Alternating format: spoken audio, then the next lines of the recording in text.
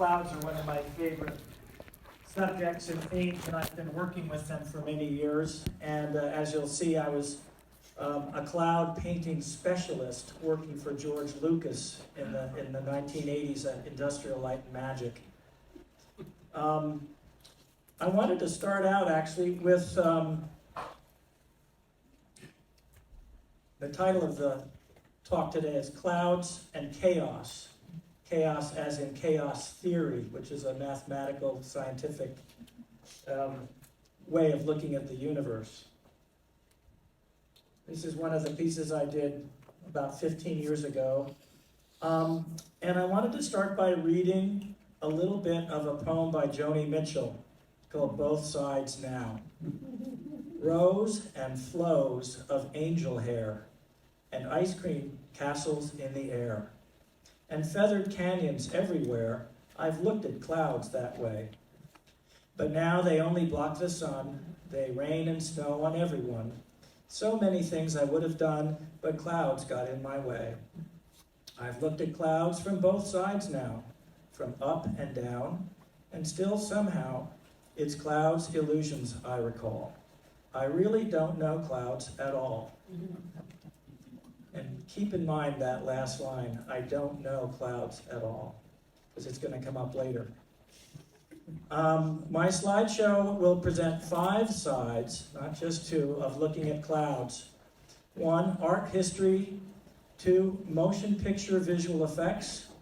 3, the physics and math of chaos science, including computer graphics. And then my own work and techniques as a painter, and then a look at clouds as both poetic metaphor and also as real-world bringers of rain. So I'll first show you a couple of paintings that I did when I was in grad school. This one I did in the late 1970s. It was the first really big cloud painting I did. The painting itself is about as big as you see on the screen. And as a young 20-year-old guy, having done this painting, I had a feeling of invincibility. I thought I could do anything. I did another painting. This is Paradise Cove in Malibu. And the clouds are marching back into that haze over Santa Monica. Just beyond the white boat is the Lawrence Welk building in Santa Monica, that big tall white building. So after doing these 2 paintings in 1979, maybe 1980, I did get into an art gallery in Venice, California, but I also realized that I needed a day job. And I was very, very fortunate in getting a day job working for George Lucas at Industrial Light and Magic. After seeing The Empire Strikes Back, and we have one of the guys who worked on it here tonight, who I worked with for years. After seeing that movie and seeing Cloud City, I thought, wow, what a cool thing. A whole city in the clouds, and I would love to work on Cloud City. And in my naive 20-something mind, I thought, I'll just give a phone call to George Lucas and he'll hire me. Well, I found out that he wasn't in the phone book.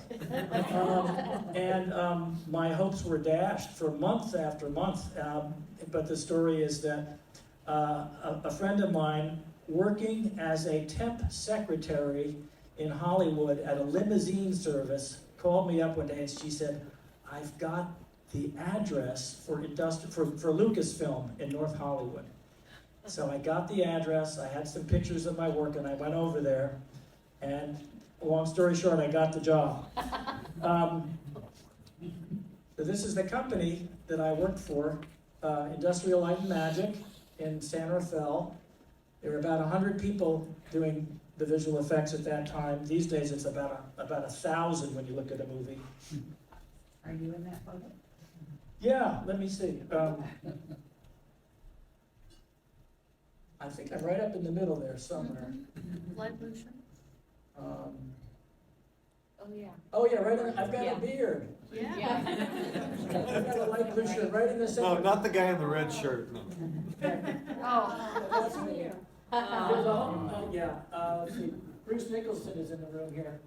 Carrie, you're probably here. I'm there somewhere. Yeah, this guy is the film director. He ended up by becoming the film director, David Fincher. Well, we're never going to get done if I keep. So I learned that the paintings in The Empire Strikes Back were done on glass, and there are sections in the middle where the live action, which is cinematography, fits in. So it's a combination of painting and cinematography or film put together to create these fantastic scenes in movies. And that was what I learned to do. This was my first matte shot. The matte is the black area. And instead of going to England to film this, or Scotland, they got a guy on a horse, and they rode him along, and then they filmed him. And the idea is that I did the whole painting, and then you put the live action in. So this was the first time I was paid to paint clouds, and they requested that I learn how to paint clouds with acrylic paint instead of oil paint, and use an airbrush. And one thing that was interesting about the clouds, the edges, the curved, the scalloped edges, I was told that a good method to make them look realistic was to get a piece of cardboard and tear it in these scalloped shapes. And then as you airbrushed with your left hand, you could move the template around to create these layers and edges. And it was a very interesting method, a way of creating a lifelike cloud, and not a cloud that looked like a person had painted it. Because that's the name of the game in this visual effects world, is to create scenes that are so realistic that people just think that they're on a location and it's not a painting. So above is the painting, and below you can see I've matched the green colors and the textures and everything to the live action plate of a boy and a wizard or somebody on a horse riding off to the castle. Oh wow. Can you believe I was standing on the top of the ladder? OSHA! So here I was painting these big 8-foot square canvases for the movie Dragon Slayer, and the camera was going to do moves on it, and then I think the dragon, which was a puppet, an animated puppet, was going to be placed in front of the moving camera as if it was flying through the air. Is that right, Bruce? Yep. Here I am painting away with acrylic. The guy on the right is now on the board of governors for the Academy of Motion Pictures. So he's come a long way, Craig Barron. So there I am. Oh, so after Dragon Slayer, they put me on E.T. This is what's known as the trailer shot, and the camera actually boomed up or down with E.T.'s spaceship coming down. In this case, those are not painted clouds, they were cloud tank. So it was a chemical mixture, kind of like cream, that they threw into water, and if they get the right look, it looks like clouds, and then the idea is that they would lower the spaceship through it. What I painted was the whole neighborhood with all the lights. Oh my God. So I got into architecture. I wanted to paint clouds, but they put me into architecture. Oh, this is an interesting painting. It's on the inside of a dome. And on the right is E.T.'s spaceship. It is a polished metal ball, essentially, designed by Ralph McQuarrie. And as it takes off back into outer space, Spielberg wanted to see the reflections of a beautiful sunset reflecting, moving on the surface of the spaceship. So they put me on this job painting clouds, sunset clouds, on the inside of the dome, and I've got some film strips in my hand I'm looking at to match colors. You can see the clouds are very rough because they were just going to be reflected on the metal spaceship. Another little project in E.T. was creating an Earth, and this was a different look at clouds, of course looking at clouds from space, and creating the kind of patterns you see if you look at the weather reports. And there again, the important thing with the realism of the matte painting was to create naturalistic shapes and patterns and forms that didn't look man-made. And in this case, I learned a technique. It's a clear plexiglass dome. On the inside, you reach in and you paint the continents and the ocean. And then on the outside, because it's about a 1/4 inch thick, you paint the clouds. And then when you light it, the clouds have a cast shadow onto the surface of the earth. This was done, by the guy I worked with, Michael Pangrazio. And it was a kind of a cool method. You kind of felt like God or something. One of the things that fascinated me was the hurricanes. And but the hurricanes tend to be a little bit like a target, and it'll draw your eye. So I kind of shied away from the hurricane. Now, I'd only been there a couple of years, and computerized painting started coming into the world of special effects. Industrial Light and Magic and Lucasfilm owned Pixar. Pixar was a division of Lucasfilm at that time. And I happened to be the first artist who they put on a digital painting system. This is actually for the project that came a little bit later, Young Sherlock Holmes, where I painted this knight. But here I am working on the electronic tablet. So the first painting that I did for a film, and it may be probably the first painting anybody did for a film, possibly the first painting anybody did digitally, is what they called a texture map. And over on the lower right, you can see this Earth. And notice in the middle of it, there is a little hurricane spiral. They brought me in and just said, just paint some weather patterns. And so I did that very casually, and went away after about an hour. And then the next time I came back, they said, well, take a look at what we did. And they took my flat digital artwork and basically wrapped it on a sphere and made it part of this whole 3D move, which was in Star Trek II. It's called the Genesis demo, where they were showing how they could terraform a planet. So the weather patterns that I had done, including that spiral, showed up. And we'll get back to the spiral. As my career at Lucasfilm went on for a number of years, I got better and better at painting clouds. This is a miniature set, the lower half, by Paul Houston, including a little miniature skeleton at right. This was in the movie Willow with the evil queen Bav Morta lived.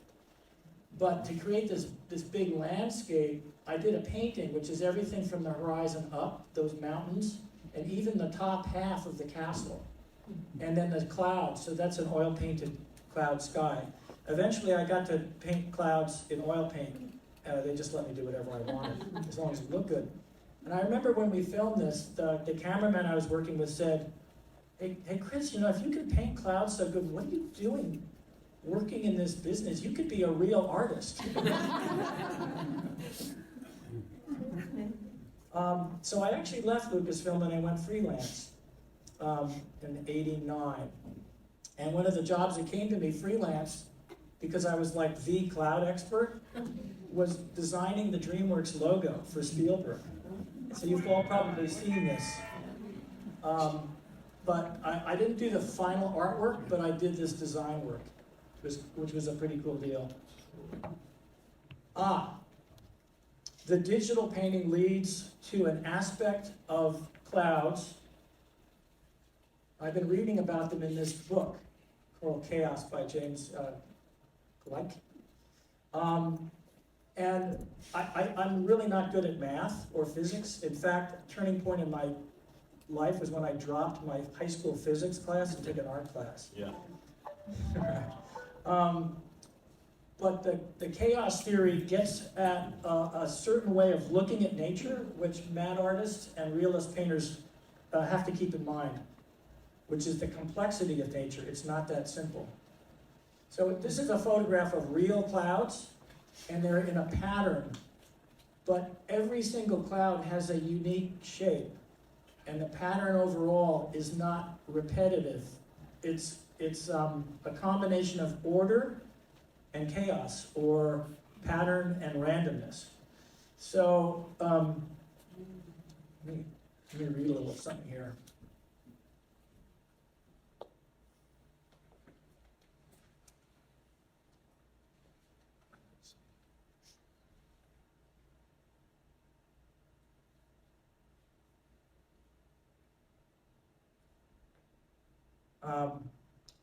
Let's see what the next slide is. So this is some of the mathematics and the geometry that goes into what's known as fractals and chaos theory. I wanted to read a couple of quotes from one of the guys who developed chaos theory, Mitchell Feigenbaum. He said, for anyone with a mathematical background, if you look at this stuff, or you see clouds with all their puffs on top of puffs, or stand at a seawall in a storm, so that you can look at the undulating surface of the ocean in a storm, you know that you really don't know anything. This is like one of the most brilliant minds that was working at the Los Alamos lab in New Mexico for the theoretical division back in the 70s. So ends up that he was looking at clouds a lot, trying to figure out what are the patterns within the patterns that makes them look real and not man-made. This again is like a interpolation of that other pattern, and it starts creating a web, and it almost starts looking like the edges of the cloud, like maybe this cloud over on the right, where it's an edge between a form and no form. It's a kind of dissipation edge, and a lot of mathematicians were trying to figure that stuff out in the 70s. This is a real photo of clouds from outer space, like from the space shuttle. And it's kind of unbelievable in that the spirals are just going along in such a geometric way, but each of them is unique. This is a mathematical theory that Robert May actually he developed to start finding out that the edges between the order and the chaos generally went through a certain kind of breakdown or evolution.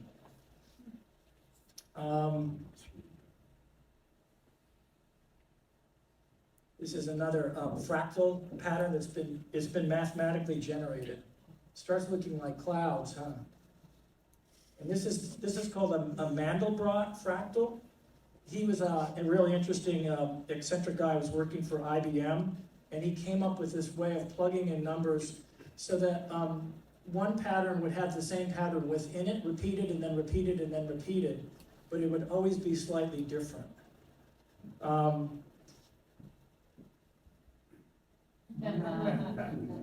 So another quote from Mitchell Feigenbaum. In a way, art is a theory about the way the world looks to human beings. It's abundantly obvious that one doesn't know the world around us in detail. What artists have accomplished is realizing there's only a small amount of stuff that's important, and then seeing what it was. So they can do some of my research for me. When you look at early stuff of Van Gogh, there are zillions of details that are put into it. There's always an immense amount of information in his paintings. I thought it was so cool to discover there's this mathematician looking at artists as people who are kind of exploring nature in their own way, without numbers, and that he found inspiration in that. Another classic painting, Hokusai, The Wave. These chaos scientists really got into waves also. Oh, this is a detail of a painting in the room here. It's the one over there. And notice that the wave patterns are very subtle, but each one of them is a different shape. And then within each wave pattern, there are other little breakups, and they kind of feather in and out of each other. And then the white caps are another whole system. So the white caps up front are a little bit brighter and bolder, and then as I went back in space, I had to kind of not only make them smaller, but make them a little bit less opaque. and that was defining the plane of the ocean as it went back into the atmosphere. So I've never done a painting quite like this, and it was kind of exciting. And at the same time, I was reading this book on chaos, and I was kind of feeding off of that. So this is kind of fun. The mathematician kind of looking at nature in his way. And this is a picture of me working on a globe for Return of the Jedi, where my job was to paint, once again, cloud patterns for a planet. This was the Endor moon, the forest planet where the Ewoks live. And the Empire was going down there to suck its energy to create the Death Star. So, of course, I was getting in really small with the brush and trying to keep all the patterns natural and not too man-made. So the next generation, which I never really got into, but I thought I'd go through this quickly because it helps me explain what I'm thinking about a little bit when I'm painting clouds, is computer-generated clouds, because they started off with really simple shapes and forms. Here's one of the early computer-generated clouds. And it looks like maybe the Michelin tire guy might, the doughboy. So this was going on, I think, in the 80s, where they were starting to develop this. It takes a lot of computing power, the natural forms. So from one cloud to two clouds. Now this is getting fascinating because they're basically applying some of this chaos math to the borders between the cloud and its environment. So it's kind of dissipating on the edges, it's softening and feathering out in kind of random ways. And then they're putting lights, they're lighting it. So that's something that I'm doing when I'm painting clouds. I'm thinking of the underlying forms, like those little balls and bubbles that you saw on the first one, but I'm also thinking of the edges all the time. You know, on either side of me here, you just see, you can kind of see the balls, and as Feigenbaum said, the puff on top of the puff on top of the puff. But then at some point it's dissipating and breaking up. And so you see the math is starting to emulate that. I don't think this cloud quite looks as real as the real thing, but they started getting better and better. This is the screen of a system called Octane, a rendering system, where they can basically plug in, like up here on the left, rendering, volumetrics, open shading language, stuff that I don't even understand. Materials, textures. I think Carrie here probably does this stuff. And then you can choose colors. So gradually, the tools for making realistic clouds developed through the 80s and 90s. This is kind of cool because you can actually create whole like skyscapes of clouds, and this is not cotton balls. This is math and programming. And here's a pretty cool picture, a whole skyscape. Wow. I got to keep moving. Anyway, one could analyze that. Does it look like whipped cream or shaving cream or cotton, or does it look totally real? I think you can analyze it, and it's pretty cool, but it's not totally real.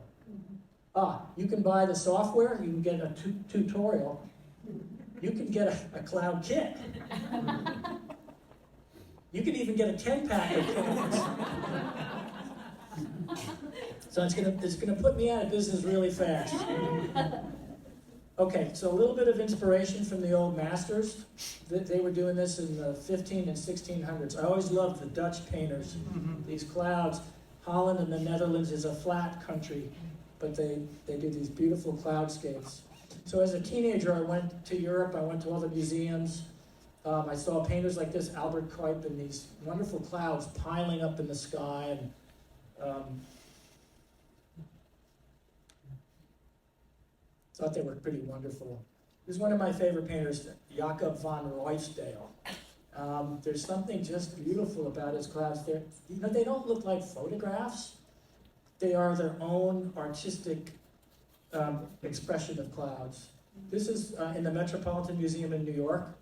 where I grew up, and it's just called Wheat Fields, but it's one of the most beautiful paintings to me. Not only the clouds, but this little detail of the man returning home from a journey, and his wife and his little child are there meeting him on the road. This is a sketch on a piece of cardboard, basically, by John Constable.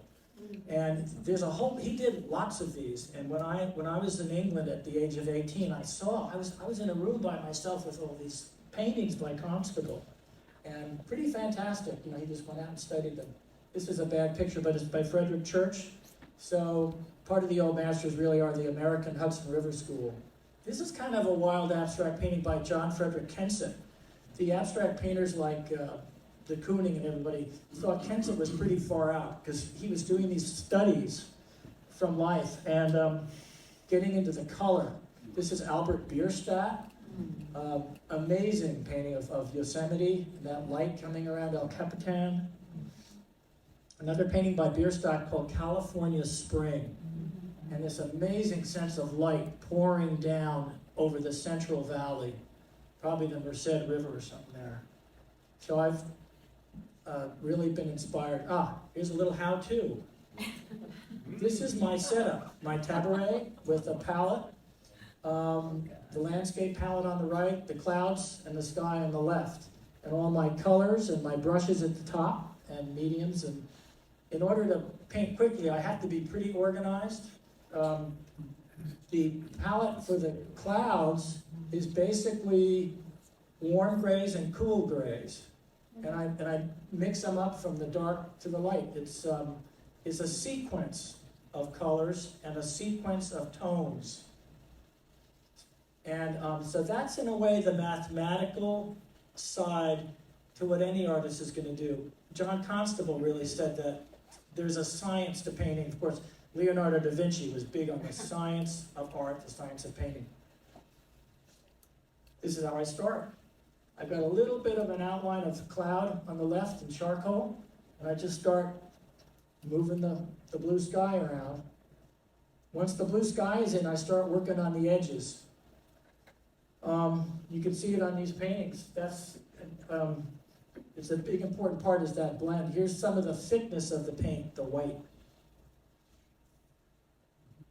And putting in the lower parts of the clouds, starting to blend those different colors together with softer brushes. And this is a final painting. This is up at Pepperwood Preserve, just up the hills from here. I think this area burned pretty seriously. Yeah. It's just sad, and it's kind of interesting. 2 years ago, I was their artist in residence and documented a lot of the beauty of the place before it was destroyed. So I've also explored some other aspects of clouds. Moonlight has been a fascination. This one I did very rapidly. It's just across my street. I even put the telephone pole and the wires in. I had a commission to do moonlit clouds over Mount Tam in Mill Valley for a New York couple. This was a painting up at Pepperwood. That's high hill with the constellation Orion and the glow of Santa Rosa at left. This is up on the ridge of Toyon Road, looking across at Mount St. Helena at sunset.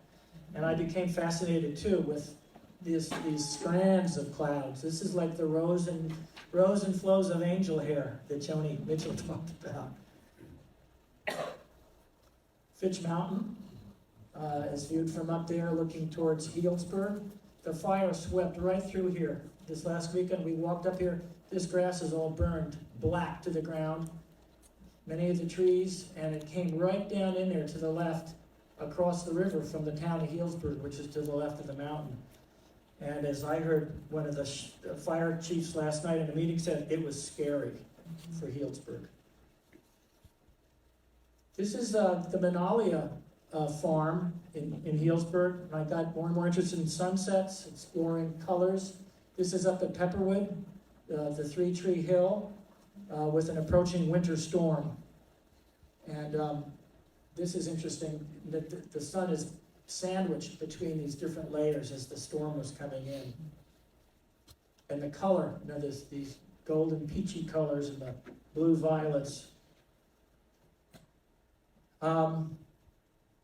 Clouds have meant a lot of different things to different people. When I paint clouds, I'm often expressing certain feelings of freedom or power, or we look at clouds and there's a sense of weightlessness that gives you a beautiful feeling. I think everybody can respond to that. Where is this one? That is Mount St. Helena with snow, once again from the top of Toyon Drive. I was worried that this painting was going to burn because it's in the home of the Wetzel family and the Alexander Valley Vineyards, and the fire went right around their house before it crossed the river. Now this is a little bit fun. In art history, clouds became the abode of the Greek gods and goddesses. And this is a ceiling mural at the Palace of Versailles. Another ceiling mural, and this is, I imagine it's Zeus. And look at his recliner. He's very comfortable. A Gary Larson cartoon. The clouds really do feature in. It is interesting, as funny as this is, how true it is that we think of heaven as a place of clouds. And we can go up there and float for the clouds or sit on them. In the Eastern religions, too, clouds played a major role in the feelings of the abode of the enlightened ones. And I have a little thing here. This is in Tibetan Buddhism, the white cloud becomes the symbol of the guru's wisdom and compassion, and therefore the way of the white clouds hints at the way of spiritual unfoldment, the way of pilgrimage that leads to the realization of final completeness. It's by Lama Govinda. These are Chinese clouds. And in Chinese tradition, these brightly colored clouds are a sign of happiness. On the contrary, dark brooding clouds, this is a painting I did years ago of New York City under the dark storm clouds. And in contrast to that, there was a matching piece of the sunlight on the buildings in New York. And these are now hanging on Park Avenue in somebody's home. It's kind of fun. And I explored this very mysterious cloud. I'll read you one more thing from Mitchell Feigenbaum. I truly do want to know how to describe clouds, but to say there's a piece over here with that much density, and next to it a piece with this much density, to accumulate that much detailed information, I think is wrong. It's certainly not how a human being perceives those things, and it's not how an artist perceives them. Somewhere the business of writing down partial differential equations is not to have done the work on the problem. Somehow, the wondrous promise of the earth is that there are things beautiful in it, things wonderful and alluring, and by virtue of your trade, you want to understand them. So my trade is a landscape painter. I've learned to paint clouds. I don't know them entirely, but I know them from different sides. Looking at clouds as a source of revealing light. This one was really, and here's a movie poster from a famous classic film, Stairway to Heaven. Not a song by Led Zeppelin. And this little scene of these glowing clouds up in the movie poster would have been on marquees all over the country. David Niven. And this is an amazing painting by Raphael at St. Peter's Basilica in Rome of the Transfiguration. And here the Savior, Jesus Christ, is there outlined in these clouds with his disciples. So I'm gonna end with a section of just some of my own paintings about the winter rains coming, because that's in a way what we've been praying for here. We've had enough drought and enough fire. This was a piece I did 20 years ago called Morning Clouds, and it's just the feeling of light coming into a darkened landscape. But clouds can also, in their darkness, have be a harbinger of the spring rains. This was a big tree and some clouds up at Lake Sonoma. The trees in the middle are known as the Adam and Eve redwoods, and they are just looking in above Balash Road as you come into Healdsburg.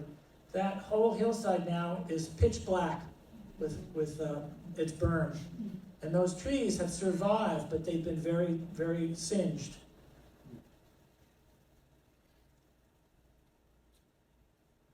This is up above the Russian River, looking west. And this one was called Russian River Winter Clouds, and how these clouds sometimes come in waves. And then the river starts filling up and flowing. This is Saucil Creek. I went here after the fire and it didn't burn. This is the Russian River up near Cloverdale. And this is a waterfall that runs only after a big storm. It's where Highway 1 goes over this little stream that's coming out of Coleman Valley. It's north of Bodega Bay. And so I went out on this precipice to get this view of this waterfall where the water has traveled all across the county and then going back down to the beach. And so the theme of this show is, part of it is the oceans and the clouds coming together, and how the ocean can evaporate and lap up on the shore and create more water. When I used to drive back and forth to my job in Marin, I would sometimes put the camera outside the window while driving on 101, just like that, and shoot. This painting was done from one of those shots. It's across from the Kendall Jackson Winery, looking towards Windsor. And I always loved this painting because in the midst of a traffic jam, rushing to work, I somehow captured this image of a kind of sublime, natural calm or power. This is a huge blow-up of the little painting that was in the first show, how the droplets come back to bring the grassy fields to life. This was part of the Pepperwood Preserve that was totally burned in 2017, and this is what comes back, how it comes back. Oh. So we do have hope, and that was one feeling of mine with this show, is to present a series of paintings that were hopeful, that were full of greenery and life in the face of fire, and it's also the potential for renewal. Last painting is a beautiful waterfall that's up in the Pepperwood Preserve. And that's the water coming back on its cycle around our county on its way to bring us back to life. Thank you.